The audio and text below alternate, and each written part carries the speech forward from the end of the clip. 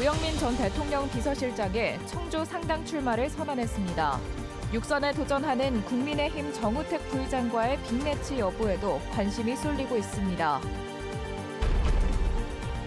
실종 아동을 찾기 쉽도록 최근에는 인공지능이 실종 당시 사진을 분석해 현재 모습을 구현하고 있는데 이 과정에서 엉뚱한 사람의 사진 정보가 이용돼 논란입니다. 시중에 유통되는 뜨개용품 일부에서 영유아 신체 발달에 영향을 주는 유해물질이 검출됐습니다. 안전 인증도 받지 않았습니다.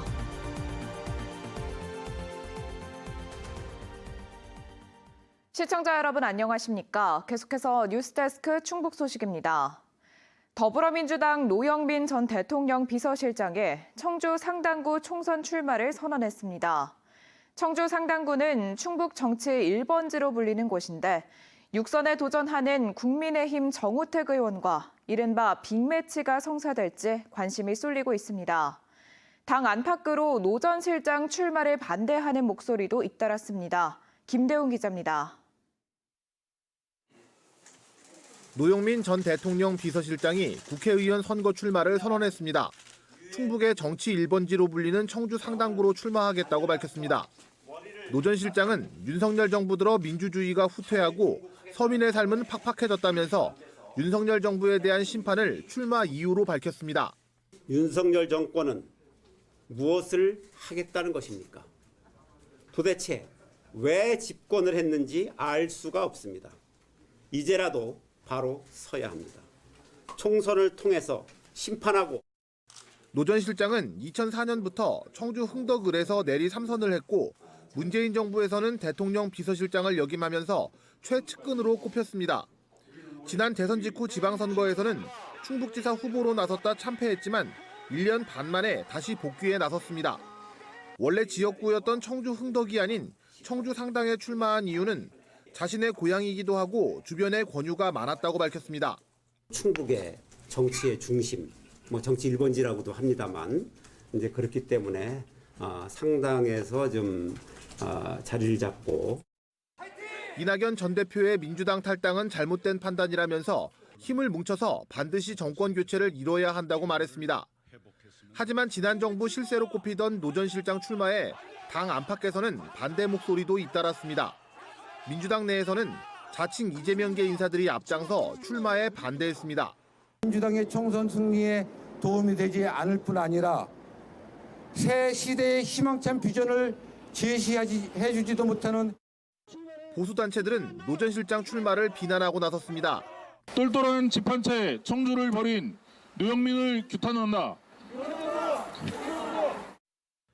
청주 상당구는 청주 4개 선거구 가운데 유일하게 국민의힘이 차지하고 있습니다. 현역인 정우택 의원이 육선에 도전할 예정이어서 이른바 빅매치가 성사될지 주목됩니다. 더불어민주당에서는 이강일 전 지역위원장, 국민의힘에서는 윤갑근 전 대구고검장 등이 예비 후보로 등록한 상태입니다. MBC 뉴스 김대웅입니다. 더불어민주당으로 당적을 옮긴 안창현 국민의 소리 TV 회장이 22대 총선 청주 서원구 출마를 선언했습니다. 안 회장은 기업 유치와 대학 인재 양성을 통해 젊은 인구가 유입되고 민생이 살아 숨쉬는 도시를 만들겠다는 각오를 밝혔습니다. 한편 이태성 전 오창과학산단 관리공단 본부장은 충주시청에서 기자회견을 열고 충주 출마를 선언했습니다. 이 전 본부장은 21만에 머물고 있는 인구를 40만으로 늘리고 면세 경제특구 지정으로 세금 없는 도시 실현 등을 공약했습니다. 더불어민주당이 노영민 전 실장을 비롯해 중앙당 공직선거 후보자 검증위원회 통과자 89명의 명단을 발표했습니다. 충북에서는 청주 상당의 노영민 전 실장과 이현웅 전 원장, 청주 서원의 이광희 전 도의원이 검증위 심사를 통과했습니다. 이 밖에 청주시 구선거구 이상식 전 도의원을 비롯해 광역과 기초의원 후보 4명도 심사를 통과했습니다. 한편 더불어민주당 충북도당 총선기획단은 오늘 첫 회의를 열고 이재한 동남 4군 지역위원장을 단장으로 해 총선 전략과 공약 개발에 나서기로 했습니다. 우리나라에서 아이 실종 신고는 해마다 2만여 건이 접수되는데 이 가운데 20명 이상은 장기 실종 아동으로 남게 됩니다. 수십 년 전 아이 때 사진 한 장으로 이미 성인이 된 실종자를 찾는 게 쉬운 일은 아니죠. 그래서 요즘은 실종 당시 사진을 토대로 현재 모습을 예측한 사진을 제공하는데 이 과정에서 엉뚱한 사람의 사진이 도용돼 논란입니다. 이초원 기자가 보도합니다. 34년 전 실종된 아기의 사진입니다. 지금은 34살, 어엿한 성인이 됐습니다. 실종자와 가족의 얼굴을 통해 현재의 모습을 사진으로 구현한 겁니다. 그런데 사람들에게 익숙한 정치인과 얼굴형은 물론 옷차림, 액세서리까지 똑 닮았습니다. 제가 봤을 때도 제 사진의 틀이 쓰인 게 명확해가지고 조금 당황하기는 했는데 뭐 아동 찾기의 취지에 여러 사진이 활용될 수 있는 거겠지 하고 넘기기는 했죠. 조금 놀라긴 했습니다. 실제 취재진이 실종아동 사진으로 이미지 검색을 해봤더니 박 전 최고위원이 나옵니다. 같은 사람 같은데요? 얼굴 윤곽이랑 헤어스타일이랑 같은 것 같아요. 분명히 다른 사진이지만 육안으로도 인공지능도 구별하지 못한 겁니다. 머리 스타일하고 옷이 비슷하면 사람이 비슷해 보이니까요. 어쩌다 이런 일이 생긴 걸까? 인공지능 기술을 사용해 실종 아동의 현재 얼굴을 그려낸 한국과학기술연구원은 얼굴 생김새가 다르다며 두 개의 사진은 다른 사진이라고 강조했습니다. 다만 머리 모양이나 복장 등 사진을 보완하는 과정에서 담당자가 인터넷에서 모은 사진을 사용한 것으로 보인다며 문제가 된다면 사진을 수정하겠다고 해명했습니다. 포스터를 통해서 실질적으로 아이를 찾을 수 있는 가족들에게는 희망이거든요. 잘못 그려졌다. 결국엔 우리 아이를 찾아주지 않겠다라는 것밖에 안 되잖아요.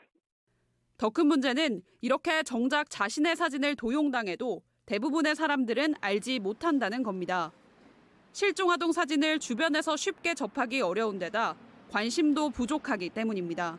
개인정보를 공개됐다고 SNS에 있는 사진을 갖다 막 긁어다가 사업용 목적으로 쓰거나 아니면 정부에서 특정인을 추적하려고 쓰거나 이런 등의 목적으로 쓰는 건 안 되는 거죠. 굉장히 경각심을 가져야죠.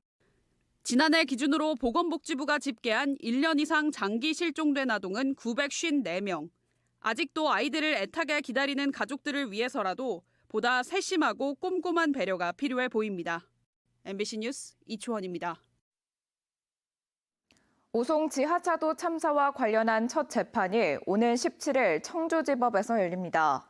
청주지방법원은 오는 17일 구속 기소된 미호천교 공사 현장 소장과 감리단장에 대해 첫 재판을 연다고 밝혔습니다. 이들은 미호천교 확장 공사 편의를 위해 기존 제방을 임의로 철거한 뒤 임시 제방을 부실하게 쌓아 올려 지하차도 참사를 유발한 혐의 등으로 구속 기소됐습니다. 불법 마사지 업소를 드나든 성매수 남성이 무더기 송치될 전망입니다. 충북경찰청은 지난 2022년 불법 마사지 업소 단속에서 확보한 장보와 디지털 포렌식 등으로 증거를 확보해 1년여 만에 성매수남 138명을 성매매 처벌법 위반 등의 혐의로 검찰에 넘길 예정입니다. 앞서 경찰은 업주와 접객원, 공직자 등 43명을 우선 송치했습니다. 경찰은 성매수남까지 대규모로 송치하는 건 매우 드물다고 설명했습니다. 제천의 한 시멘트 공장에서 60대 노동자가 깔림 사고로 숨져 경찰과 노동당국이 조사에 나섰습니다. 고용노동부는 어제 오전 제천 송악면의 시멘트 공장에서 60대 노동자가 폐벽돌 창고 출입문에 깔려 병원으로 이송됐지만 숨졌다고 밝혔습니다. 숨진 노동자는 하청업체 직원으로 알려졌으며 해당 공장은 상시 근로자가 50인이 넘어 중대재해 처벌법 적용 대상으로 알려졌습니다. 단양군이 정부나 충청북도가 관리하는 도로의 제설 관리 권한을 단양군에 위임할 것을 건의하기로 했습니다. 어제 새벽 제설 현장을 찾은 김문근 단양군수는 정부와 충청북도가 관리하는 국도나 지방도의 제설이 상대적으로 늦다며 제설 분야 컨트롤 타워 권한을 단양군에 위임할 것을 소관청에 건의하라고 지시했습니다. 현재 단양 지역에서 군도와 농어촌도로, 도시계획도로 등 112개 구간은 단양군, 국지도 8개 구간은 충청북도, 국도 2개 구간은 충주 국토관리사무소가 각각 관리하고 있습니다. 충주 지역에서 전동 휠체어를 타는 모든 노인과 장애인들에게 단체 책임 보험이 적용됩니다.